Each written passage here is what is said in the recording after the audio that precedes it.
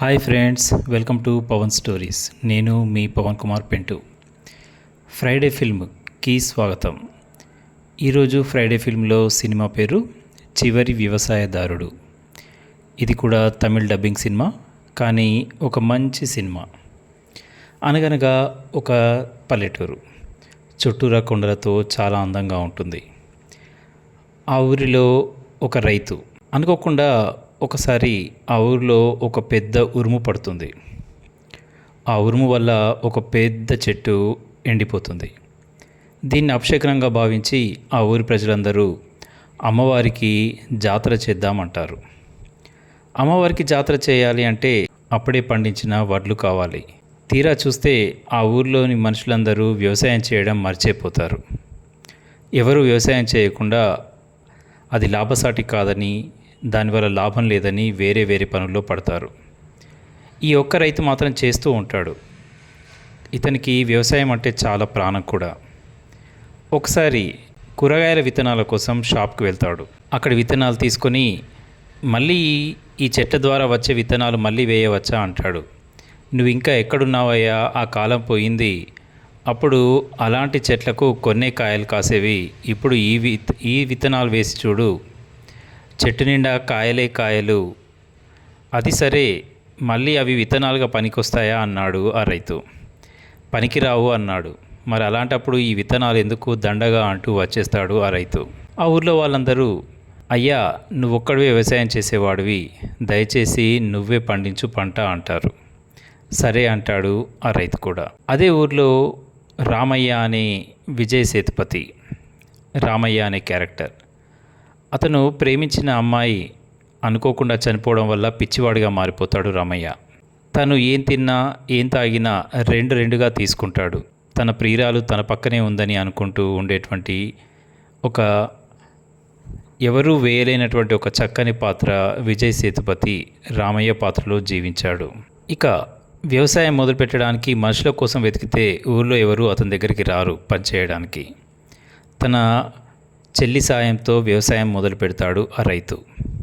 అయితే అందరి భూములు కొనుక్కున్నటువంటి వాళ్ళు ఈ రైతు భూమి కూడా అమ్మమని అడుగుతారు. భూమిని అమ్మితే ఏమొస్తుంది అంటాడు ఇతను. చాలా డబ్బు ఇస్తామంటారు వాళ్ళు. నువ్వు ఇచ్చిన డబ్బు నాకు ఎన్ని రోజులు పనిచేస్తుంది, అదే వ్యవసాయం చేసుకుంటే నేను బ్రతుకున్నంత కాలం తినొచ్చు కదా అంటాడు ఆ రైతు. వీడిప్పట్లో అమ్మేలా లేడ్రా అనుకుంటూ వెళ్ళిపోతారు వాళ్ళు. సరిగ్గా ఆ తర్వాతి రోజే ఈ రైతు వ్యవసాయం చేసే దగ్గర 3 నెమళ్ళు చనిపోయి ఉంటాయి. వాటిని చూసి ఇతను బాధపడి వాటిని పూడ్చిపెడుతూ ఉంటాడు. అప్పుడే ఒక వ్యక్తి చూసి పోలీసులకు సమాచారం ఇస్తాడు.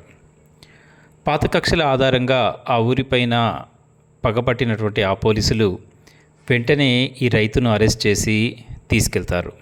కోర్టులో జడ్జి గారు అడుగుతారు, నువ్వు నెమళ్ళని చంపావా అని. నెమళ్ళు అంటే సుబ్రహ్మణ్య స్వామి, నేనెందుకు చంపుతానమ్మా అంటాడు ఆ రైతు. ఆ ఒక్క మాటతో ఇతను అమాయకుడని తెలిసిపోతుంది ఆ జడ్జికి. కాకపోతే నేరం రుజువు అటో ఇటో అయ్యేంత వరకు నువ్వు ఇక్కడే ఉండాలి అంటుంది ఆమె. నేను ఇక్కడే ఉంటే నా వ్యవసాయానికి నీళ్ళెవరు పడతారు, 1000 మొక్కలు చనిపోతాయమ్మా అంటాడు రైతు. వెంటనే ఒక పోలీస్ కానిస్టేబుల్ని ఆ పని చేయమంటుంది జడ్జ్.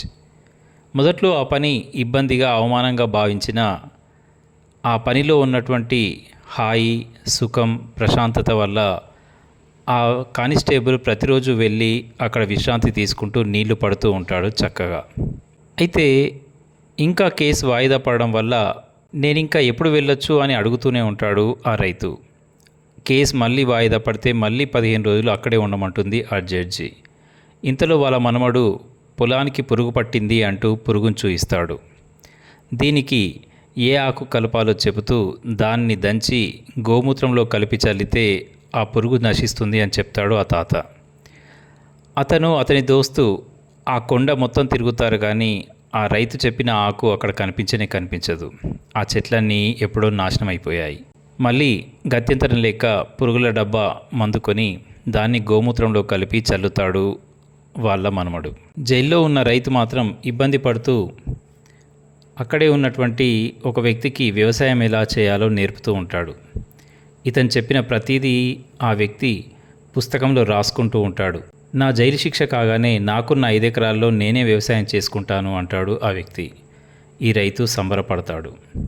ఇక తాత కష్టాన్ని చూసి ఆ మనమడు జడ్జి దగ్గరికి వెళ్ళి, ఇంతకుముందు నెమళ్ళని చంపింది మేమే, కాబట్టి ఆ శిక్ష మాకే వేయండి, మా తాతగారిని వదిలిపెట్టండి అంటాడు. ఇబ్బంది పడకండి, ఇంకోసారి మీరు నెమళ్ళని చంపకండి, మీ తాతగారిని త్వరలోనే విడుదల చేస్తాను అంటుంది ఆ జడ్జి. అన్నట్టుగానే అక్కడ జాతరకు అంతా ముస్తాబవుతుంది. చివరి రోజు రానే వస్తుంది. కోర్టుకు వెళ్ళకన్నా ముందు మనమడితో కలిసి పొలానికి దొంగచాటుగా వెళ్తాడు ఆ రైతు. కానీ అక్కడ పొలం అంతా పడిపోయి ఉంటుంది. ఎంతో బాధతో తిరిగి కోర్టుకు వెళ్తాడు ఆ రైతు. బాధతో ఉన్న అతన్ని చూసి అడుగుతుంది, ఏమైంది తాత అలా ఉన్నావని? నేను వద్దంటున్నా, నన్ను ఇక్కడే ఉంచారు, నేను చేసిన తప్పేమిటి?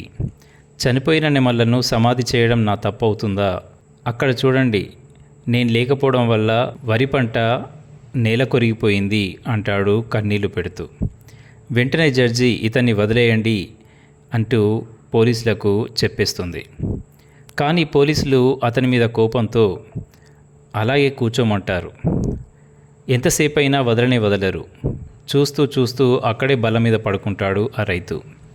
ఇంతలో జడ్జి అక్కడికి వచ్చేసేసి పోలీసులను కోప్పడి, తాత లేవండి, ఇక మీరు వెళ్ళొచ్చు అంటుంది. ఎందరు పిలిచినా అతను ఆ బల్ల మీద నుంచి లేవనే లేవడు. అలాగే కళ్ళు మూసుకొని ఉంటాడు. అందరూ అనుకుంటారు అతను చనిపోయాడని. అందరూ బాధపడుతున్న సమయంలో ఒక్కసారిగా నెమలి అరుపు వినిపిస్తుంది. ఆ అరుపు వినబడగానే ఒక్కసారిగా లేస్తాడు ఆ రైతు. లేచి అందరిని చూసి, ఇప్పుడైనా నేను వెళ్ళొచ్చా, నా పంటను చూడొచ్చా అంటాడు. అంతే, నేను తీసుకెళ్తాను నిన్ను అంటూ ఆ జడ్జి స్వయంగా కారులో అతన్ని తీసుకెళ్తుంది. ఊళ్ళో వాళ్ళందరితో కలిసి ఆ పంటను కోయించి తర్వాత ఆ ధాన్యాన్ని అమ్మవారికి నైవేద్యంగా చూయిస్తాడు ఆ రైతు. చివరికి జాతర అయిపోయిన తర్వాత పొలంలో రైతు ఉండగా ఎదురుగా ఓ పెద్ద నెమలి పురివిప్పి నాట్యం చేస్తూ కనిపిస్తుంది. దాన్ని చూస్తూ ఉండగానే ఒక్కసారిగా పెద్ద ఉరుము శబ్దం వినబడుతుంది. ఆ తర్వాత ఏం జరిగి ఉంటుందో మన ఊహకే వదిలేశాడు ఆ దర్శకుడు. ఆ ఉరుము వల్ల మంచి జరిగిందో చెడు జరిగిందో ఏదీ తెలియదు, కానీ ఆ ఊరికి మాత్రం అతనే చివరి వ్యవసాయదారుడు. వ్యవసాయం లేకపోతే ఎంత కష్టమవుతుందో అన్నది కళ్ళకు కట్టినట్టుగా మన ముందు ఉన్నట్టుగా చూపించాడు ఆ దర్శకుడు. నిజంగా ఈ సినిమా చూశాక రైతుల పట్ల అభిమానం, ప్రేమ తప్పకుండా పెరుగుతాయి. వారి కష్టానికి మనం ఇచ్చే విలువ చాలా తక్కువ అని కూడా తెలుస్తుంది.